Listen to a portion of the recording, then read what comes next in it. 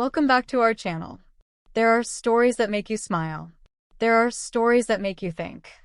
And then there are stories that stay with you, etched into your heart long after you've heard them. This is one of those stories.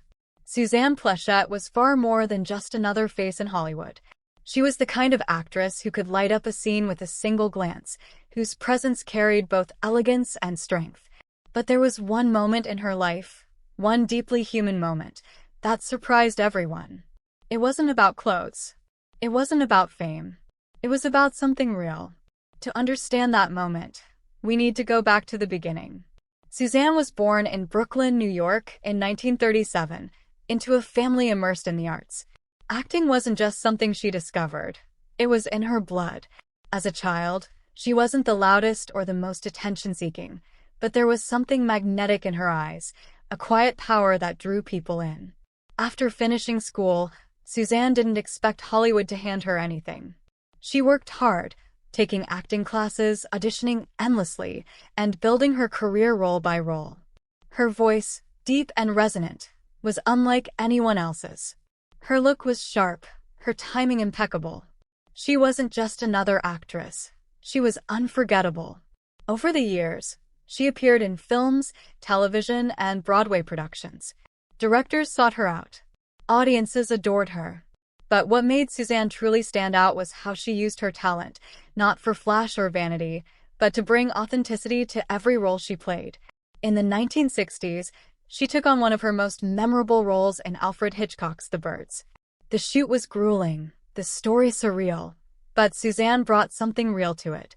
She didn't just scream on cue or play fear for the camera. She grounded the story, giving audiences a performance they believed in, even when the plot soared into the bizarre. Her voice became her signature, not just in movies, but in life. Calm, assured, and unapologetically real. In interviews, she refused to hide behind Hollywood's glossy facade. No fake smiles. No pretending. She once said, "I would rather be known for being real than be liked for something I am not." Those words stayed with people. And then came the moment that defined her, not for the spotlight, but for its honesty. In one of her final interviews, Suzanne opened up about love, loss, and growing older. She spoke about losing her husband, about the loneliness that sometimes lingered even in a life filled with success. She admitted that there were days she just wanted to sit quietly, remembering, feeling, existing. And then she cried, not for show, not for sympathy, just a single soft tear that carried a lifetime of truth.